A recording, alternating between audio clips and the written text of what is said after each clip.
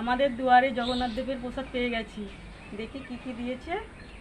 খুলি বক্সটা তো খুব মজবুত করে তৈরি করা, আবার খোলাই যাচ্ছে না।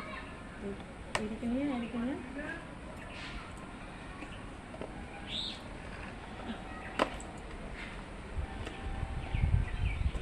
বক্সের মধ্যে কি কি খাবার দিয়েছে সেটা দেখি।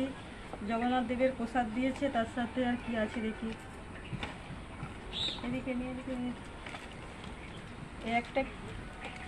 একটা সন্দেশ আছে, আর একটা কি এটা জানি না কি, গজা টাইপের কিছু আছে, আর এই জগন্নাথ দেবের ফটো আছে। জয় জগন্নাথ। তবে আমি বুঝতেই পারছি না যে প্রসাদটা খাওয়া এখন উচিত কি উচিত নয়। অনেকেই তো বলছে যে এই প্রসাদটা ঠিক নয়, খাওয়া উচিত নয়, কিন্তু ভগবানের নাম করে এসেছে, আমার তো মনে হয় খাওয়া উচিত।